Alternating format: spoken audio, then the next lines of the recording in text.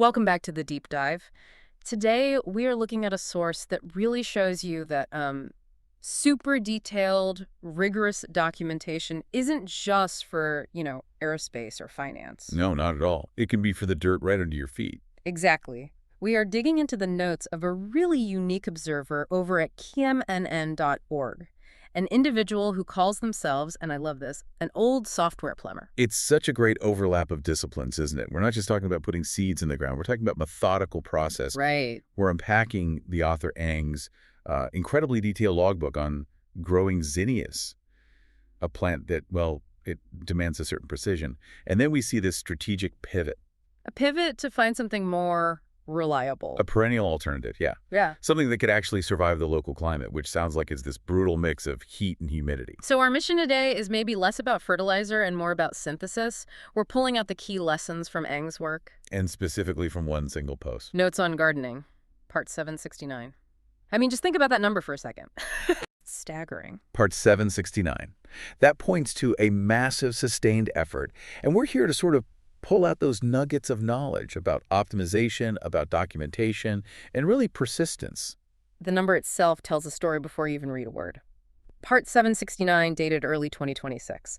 This isn't just a weekend hobby. No. It's a dedicated, long-running project. It's like treating the natural world as this complex system that needs constant debugging. It's a masterclass, applying the feedback loops of software development, test, document, refine, repeat to botany. Exactly. Okay, so let's unpack this journey. Let's start with the goal. Why zinnias? If you have this low-maintenance vision, why pick a plant that's known for being, well, a little fussy? It was all about the aesthetic, a pure aesthetic alignment. It just looked good. It looked perfect. Yeah. The source is very clear on this. The zinnia's elegance, the way the petals are structured, the bright colors, it was exactly the look the author was going for. So the desired outcome, the beauty, that's what kicked off the whole project? Right.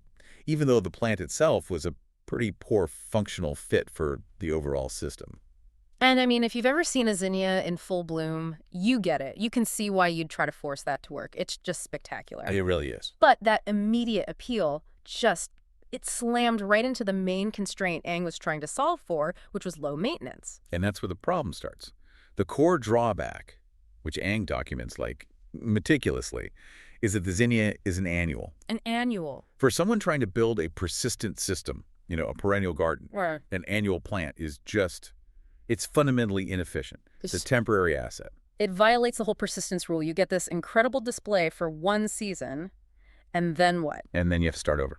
Scrap the whole thing, get new seeds, prep the soil, resow it all next year. It's constant manual work year after year. Precisely. Ang is looking for a system that sort of manages itself. Right. The zinnia forces a yearly reboot. Right. And you'd think, okay, that's it then. You'd abandon the plant. But that's not what happened. No, not at all. And that's the fascinating part for me. Ang makes a clear decision to keep planting zinnias, even knowing they don't fit the final low-maintenance plan. So why? Why spend all that time and effort mastering a component you already know you're going to phase out? Because the effort isn't just about the final garden. It's about refining the skill of gardening itself. Ah, okay. The zinnia is like a high-difficulty training module. If you can get reliable results with a finicky annual, you're leveling up your general expertise. So propagation, soil management, pest control. All of it. That knowledge is completely transferable to the easier low-maintenance plants later on. It's about true mastery, not just finding a shortcut to the finish line. That reframing really makes sense. The plant is basically a unit test for the gardener's own knowledge. Exactly. So let's dig into the specific lessons Ang learned during this refinement process. It wasn't easy, and the first big hurdle was something really fundamental. Almost frustratingly basic. Seed quality. Just the seeds themselves. Yeah. Ang documents this whole struggle with really low germination rates from seeds they bought from one particular vendor. And a lot of people would just say, well, I guess I'm bad at this, or zinnias are too hard. But Ang doesn't do that. Ang treats it like a bug report. Like an input variable. So what did that low germination rate tell the software plumber? It said the initial components were flawed. If you're only getting, 10% germination, that isn't a failure of your process. It's a failure of the input material. It's dependency management for your garden. The key thing they documented was that even that little bit of success, the few seeds that did sprout, That was enough positive feedback to justify another try. So you isolate the variable. You find a better seed supplier, and you run the test again. It led to persistence that was informed by data, not abandonment driven by just being frustrated. That is the absolute definition of an iterative approach. You don't throw out the whole project, you just upgrade the dependencies. Yeah. But even with good seeds, zinnias have other needs. The notes really highlight a pretty steep learning curve with their environment, right? Specifically, nutrition. This is where the sharp observation skills really come into play. Aang discovered firsthand how fast a lack of fertilizer or the right nutrients can just stunt the zinnia's growth. It wasn't a theory, it was visible. A visible symptom right there in the garden. So how is that documented? What did that stunted growth actually look like in the log? The notes talk about the plants looking anemic. Small leaves, some yellowing around the edges, and the blooms were either late or just tiny. It's the visual sign of a performance bottleneck. That's a perfect way to put it. The plant survives, maybe, but it never hits its full potential. It taught Aang that fertilizer isn't just a nice-to-have bonus. It's essential. It's the catalyst, especially for fast-growing annuals. You have this really narrow window to get the results you want, and if the nutrient delivery is off, you miss that window completely. So the seeds are the hardware, the fertilizer is the consistent power supply. You need solid inputs and enough energy for peak performance. But the most subtle and maybe the most critical finding that Aang documented, it connects right to the physical location. The microclimate.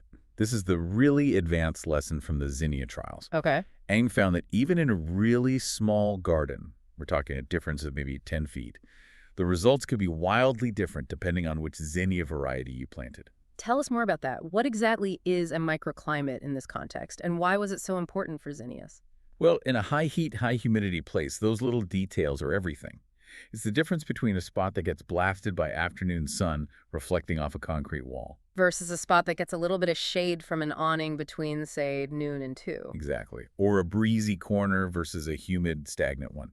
Aang found that the different zinnia varieties, the specific cultivars, they reacted like these finely tuned instruments to those hyper-local conditions. So you could have one zinnia variety that just completely fails next to the hot concrete, but 10 feet away, where there's better airflow, it thrives. That's it. The lesson isn't just plant zinnias, it's deploy the correct zinnia variety to match the specific local environment. It forces you into hyper-local, customized solutions.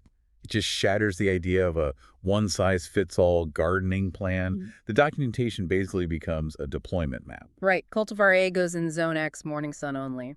While cultivar B can handle the intense heat of Zone Y as long as it has good drainage, that level of observation, that's the ultimate win from the whole Zinnia project. It's the deep knowledge that makes all future projects, even with different plants, way more successful. Okay, fantastic. So zinnia, beautiful, great for skill building, but ultimately too high maintenance for the long-term goal. Too much manual upkeep. And all this accumulated knowledge finally leads to the strategic pivot.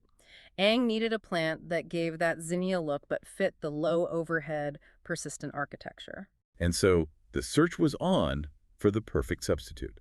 A plant that gave the right output, those vibrant, pretty blooms, but solved the big system constraints. It had to be perennial, and it had to handle the heat and humidity. Absolutely. And the species they landed on was the butter daisy. So what makes Melampodium divaricatum the right answer here? How close is it aesthetically to the zinnia? It's the closest functional match. I mean, zinnias have all these amazing forms. Dahlia-flowered, pom-poms, cactus-flowered. Huge variety. Huge. The butter daisy is simpler. It offers a small, really vibrant, intense yellow bloom that gives you that sunny, high-energy look without all the yearly baggage of the zinnia. And crucially, the functional problems were solved. Totally solved.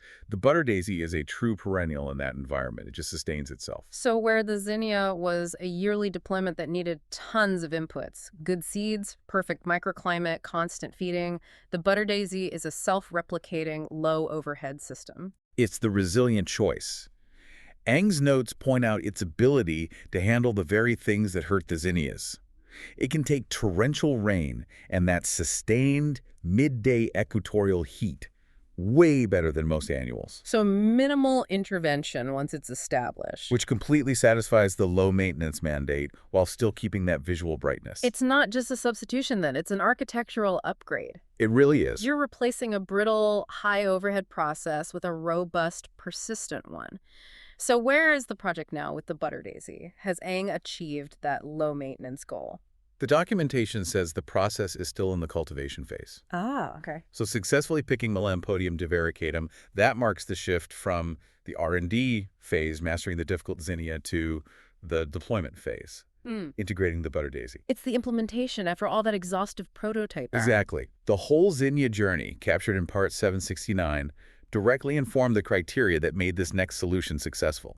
This entire deep dive is just a phenomenal look at methodology. That journey from the high-maintenance, beautiful zinnia to the practical, heat-hardy, persistent butter daisy, that's a template for making decisions in any complex field. It really is. It shows a systemic approach, constantly evaluating components based on how they perform against your big picture goals, which in this case was low-maintenance beauty. And the core lesson is that rigorous observation is the fastest way to get to mastery.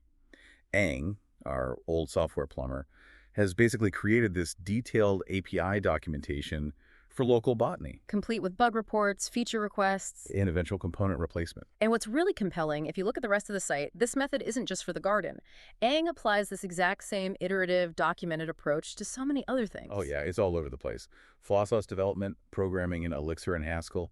There are detailed notes on dieting, photography, meditation. It shows that the core skill is transferable. You treat these big, complex subjects not as these scary monoliths, but as systems. Systems that need detailed version control and continuous refinement. The same discipline you need to debug code translates perfectly to the patience you need to watch a struggling seedling. Which brings us to our final thought for you. Aang treats Notes on Gardening, Part 769, like this long-running, complex knowledge project. We've seen the tiny, specific details he needed to master seed quality, and crucially, those microclimates to succeed with zinnias. So what knowledge project are you documenting right now with that kind of detail, that kind of commitment over years? And specifically, what unique microclimate variables, what hyperlocal environmental details are you still failing to account for in your own pursuit of success? Something to think about. Something to consider until the next deep dive.